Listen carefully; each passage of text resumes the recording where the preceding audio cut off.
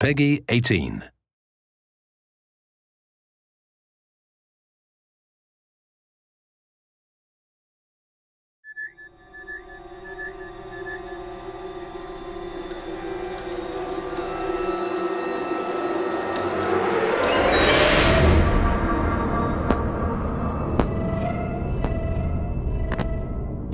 Essentially, tension comes from unanswered questions. Tension comes from anticipation. When you're kind of dealing with suspense and horror, you really have to get to know characters and really have time with them to really understand and feel the loss of when they are taken by the aliens.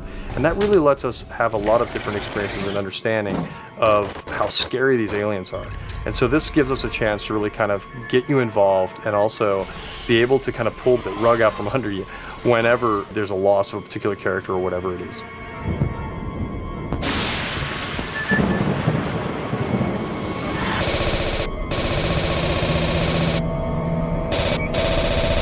When you can survive an encounter, beat them, man, that's when you feel like a badass.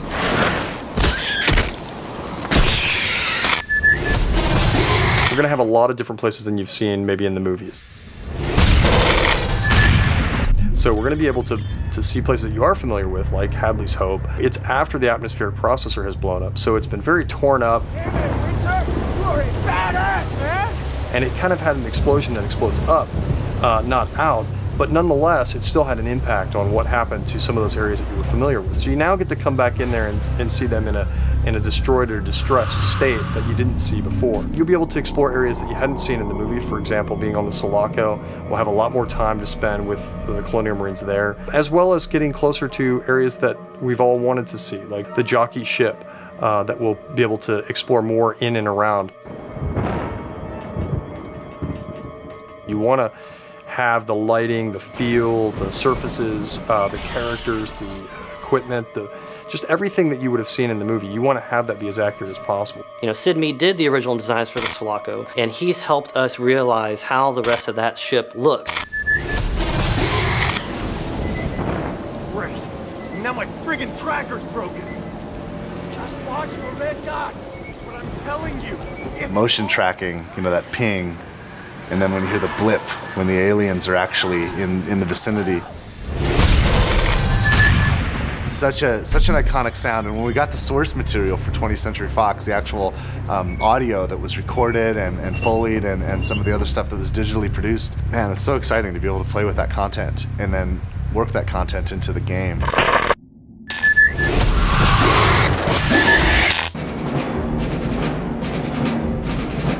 I think that Aliens fans, people who really love this franchise, are going to be really happy with the way in which we brought this forward. It's got a very strong story, it's got great action, it's got an interesting enemy. Fans should be expecting to be scared. They should be expecting to be excited.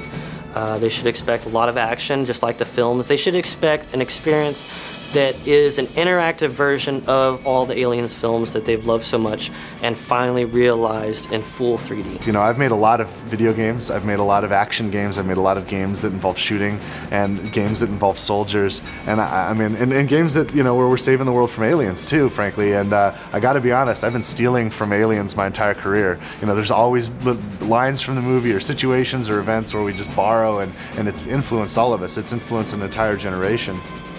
When we get to spend time in the real fiction, in the real canon, it's pretty exciting because we're not borrowing from it, we're building onto it and we're adding to it. So it's just a thrill to be involved.